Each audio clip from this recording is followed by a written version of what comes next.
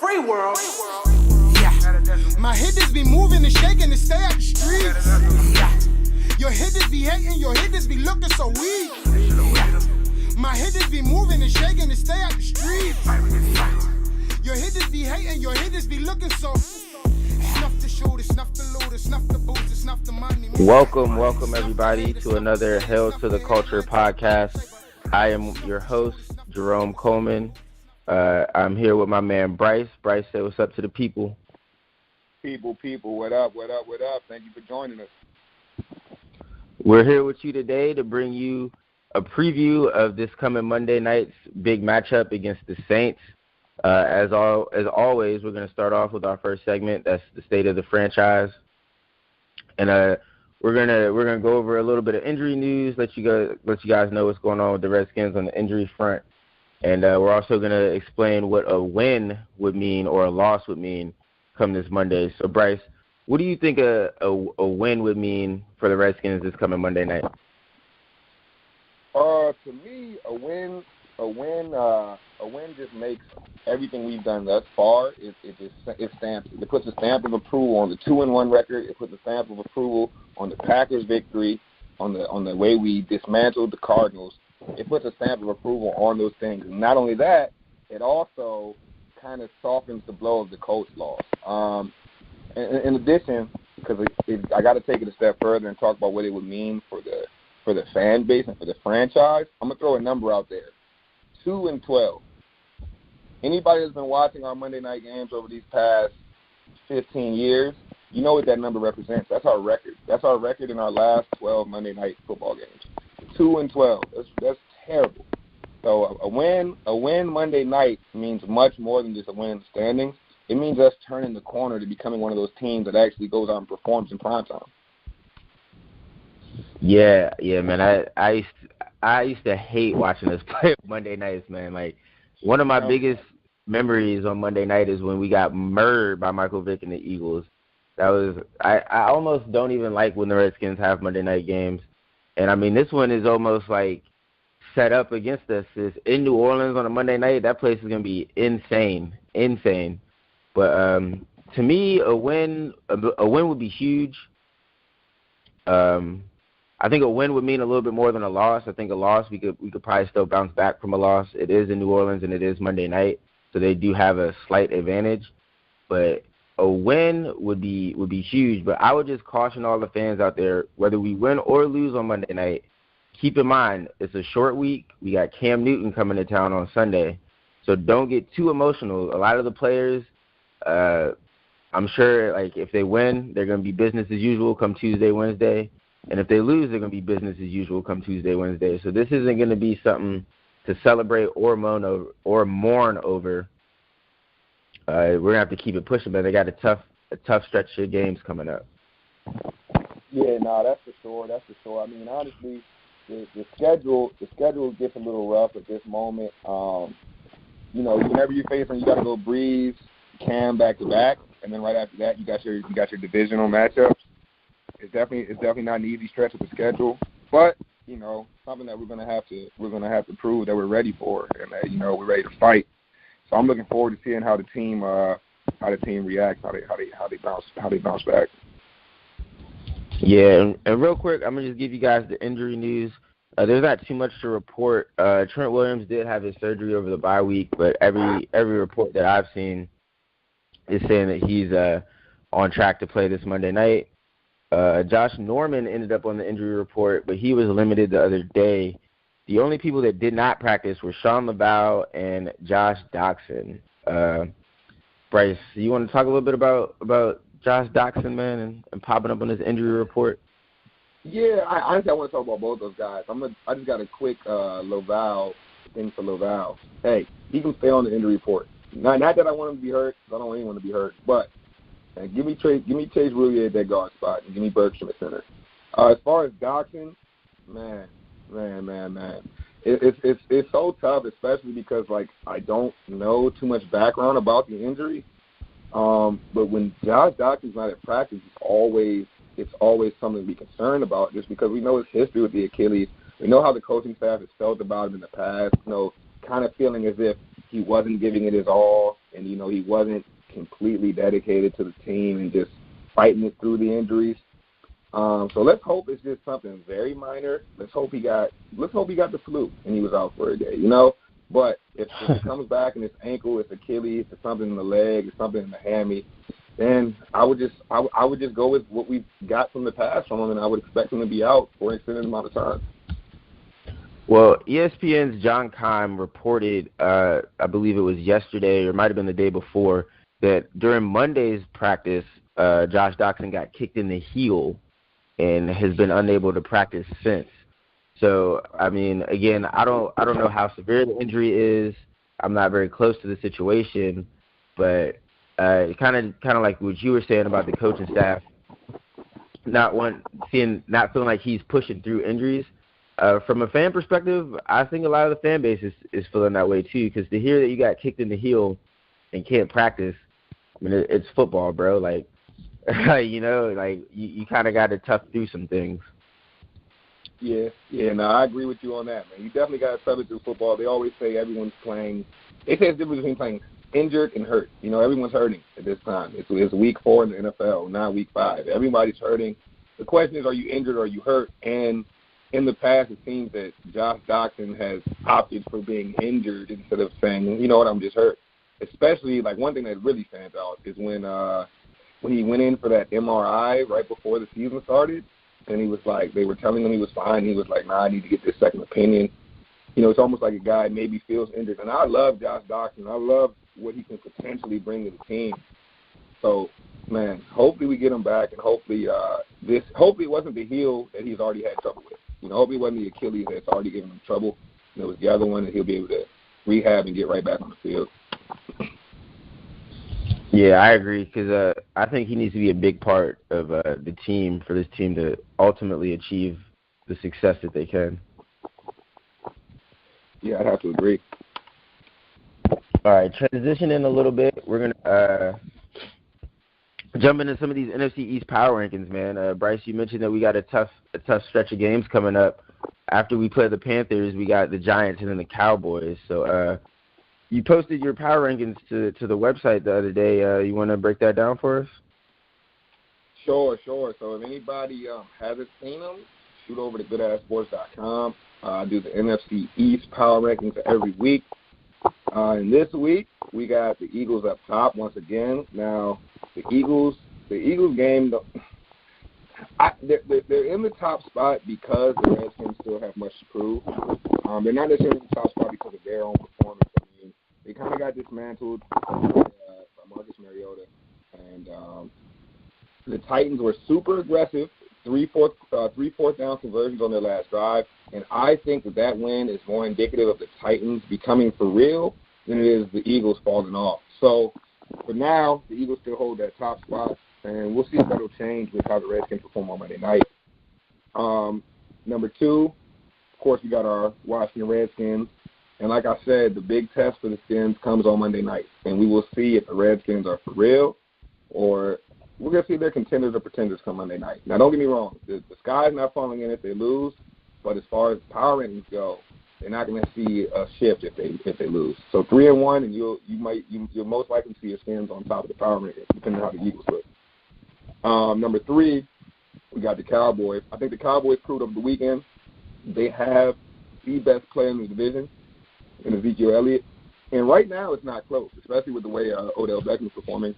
It's not close. He's run away the best player in the division. And, I mean, when you go over 200 yards total offense, that dude was on fire. And if they found their identity in that last game versus the Lions. They might have just found their identity. Hopefully their identity is Zeke or bust. Yeah. I mean, that's pretty much what it is. And they finally started lining them up all over the field and, allowing them to create mismatches. I mean, Zeke is more than a running back. He's an athlete. And when you line them up out wide, you create those type of mismatches like you saw on that second down, that 40-yard bomb from Dak to Zeke that just kind of put the game out of reach. Yeah, and just to show that we're not throwing any shade in any way on the Cowboys, I honestly think if the Cowboys end up making a playoff push and winning some games, Ezekiel Elliott will be in this MVP race. Yeah, you would have to put him up there. There's no question.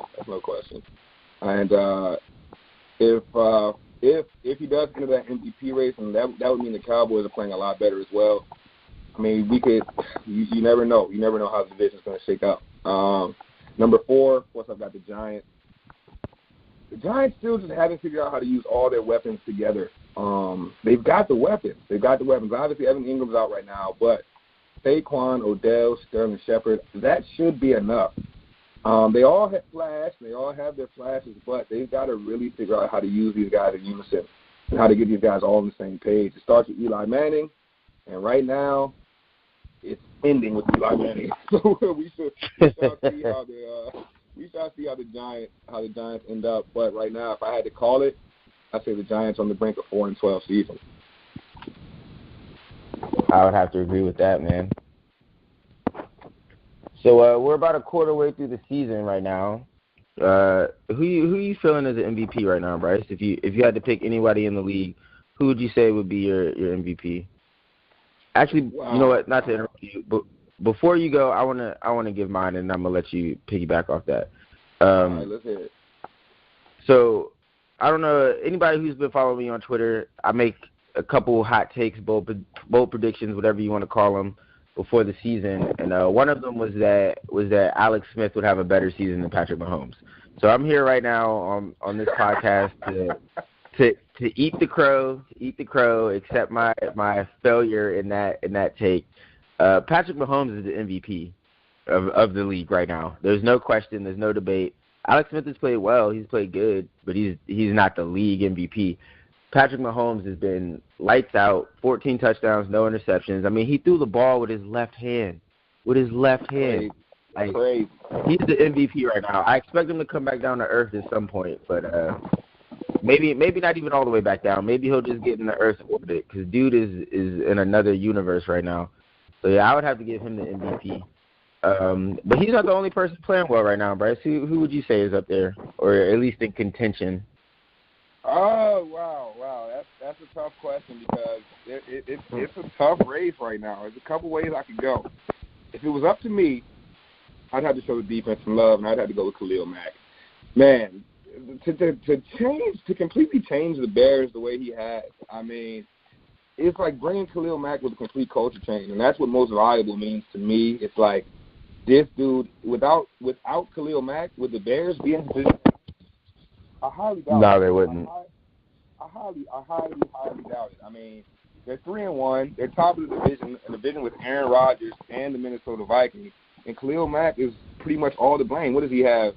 A strip sack and recovery in every game this year? That is ridiculous. That's ridiculous. Man, like, imagine if dude ended with 16 of those. Well, imagine if dude ended with 16 strip sacks and fumble recoveries. I mean, that's MVP level. I don't know the last time a defensive player won the league MVP, but if anyone deserves it, it's Khalil Mack so far this year. The dude's been outstanding. I mean, going over some more names, there's definitely some more guys that deserve it. I'd say Jared Goff's been lights out.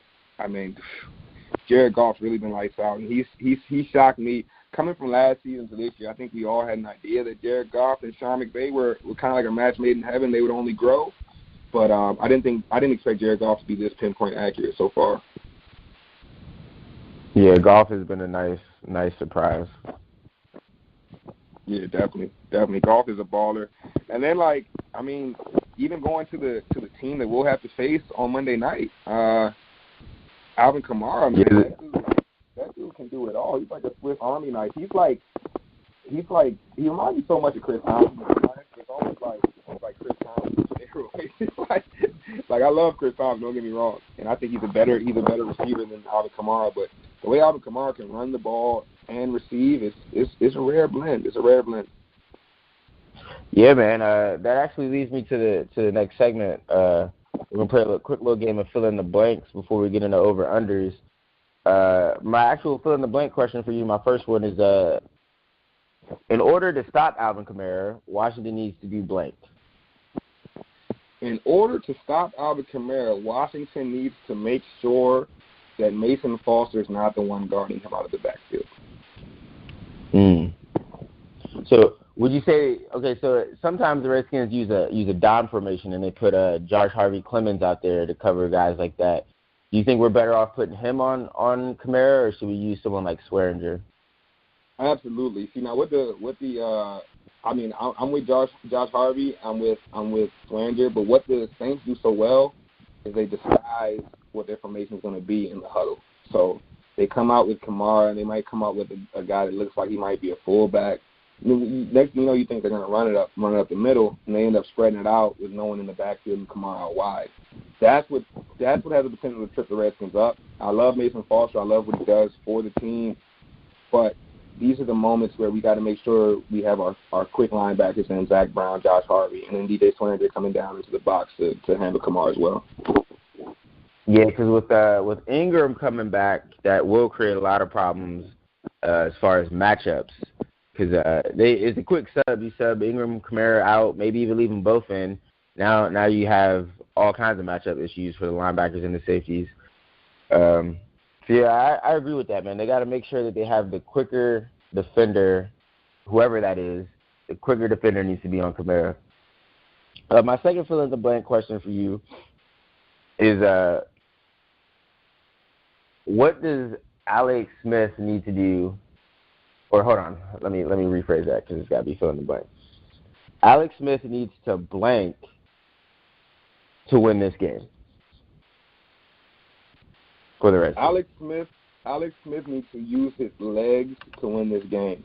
Now, don't get me wrong, through 4 weeks, 3 games, Alex has shown that escapability with his feet and being able to pick up first downs, being able to pick up extra yards using his legs.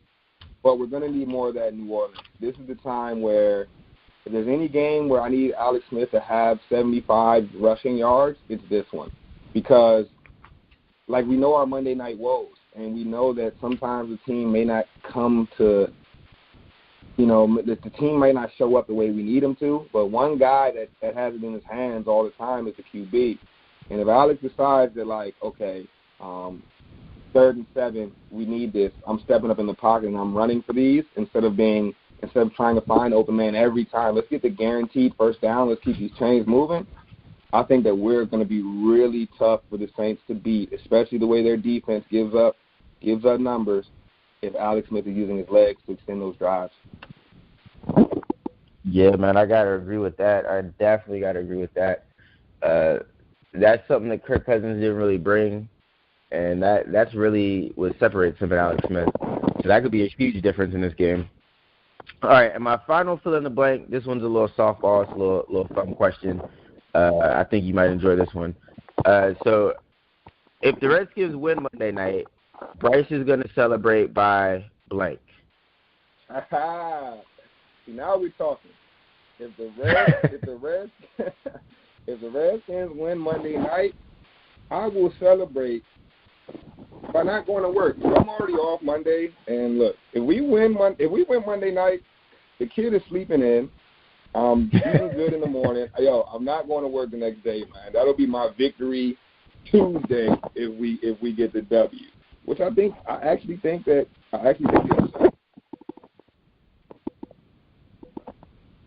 Yeah, man. I think we have a good chance of winning too, man. It's going to be a fun Monday night. You want to jump into these over-unders now? Yeah, let's get it. So, for our first over-under, 4 sacks for the Washington Redskins. Over-under 4 sacks for the Skins. I'm going to go under, but I'm going to go with the under because Drew Brees gets the ball out quick. It's hard to get to Brees. I think the Redskins will have a couple sacks, 2, maybe 3, but Drew Brees does a really good job of getting that ball out quick. So 4 is going to be tough, so I'm going to go with the under. Okay, yeah, I hear that. I think we're going to be right at 4 because I do think that this is the week where our outside linebackers both get a sack. I think Kerrigan ends with a sack, and I think Preston ends with a sack. Add that to the D-line who's going to do work maybe all year. I think we end with 4. Yeah, I think that's a recipe for a win. 4 sacks should equal a dub. Yeah, I'm right with you on that, man. I agree completely. It definitely should. So let's keep it moving. Okay, now let's move to Drew Brees. Obviously, Drew Brees is approaching the NFL all-time passing record, and this week he needs 201 yards to do so on Monday night against the Skins. Rome, over under 201 yards for Drew Brees. Oh, this is a tough one, man. So it seems like it's obviously the over, but the Redskins' defense, as DJ Swearinger has pointed out, has been holding teams to about 187 yards, I believe, in the air this season. So if they can stay on pace with what they've been doing, they might be able to make this happen. But I think Drew Brees, I don't even remember the last time Drew Brees threw for under 200 yards. I think it was in a win, and I think it was because they blew the team out and he didn't play the whole game.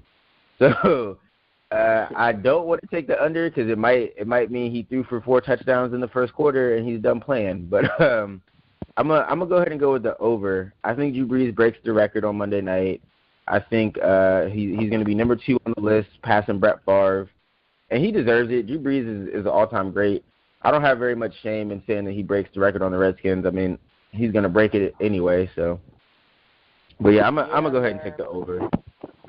Yeah, I think I'm with you on that over. But unlike you, I don't want it to happen against my Skins. I would very much like if this dude goes under 201, and then come next week, let him break the record. Go ahead, dude, break it next week. I would not like to see it happen against my Skins, but I do think it's inevitable. Drew Brees will gain over 201 yards. Sorry, DJ Swearinger, man. But, DJ, I need you to play like he's not going to get it. 4 picks, man. 3 picks again. Let's go. Let's get it, bro. Let's get it. Yeah, I do want to say the fact that DJ Swearinger is even, like, texting the other DBs and getting them in the mind frame of we got to hold them under 201 yards, that's leadership. That's why that man has a C on his jersey, and that's why the Redskins need to keep him around past whatever. I think his contract is up next year, but I would like to see DJ Swearinger in a Redskin jersey for the rest of his career. Yeah, man. I definitely like what DJ's brought to the team. He's brought that nice little attitude, man. That I feel like we need it. And when no one else was ready or willing to be a leader, he stepped up as the leader that we so badly needed. So I got tons of respect for DJ, man. I love the way he carries himself on and off the field. I love how even in like the Chargers game last year when we got torched, he stood up and took it on the chin, man. Like he was like, we got to practice better, we got to do all these things better. Like he's a real leader to me. I love DJ Swearinger. Yeah, you got to respect that. All right, so let's jump into this last over-under. Now, this over-under has a lot to do with how this game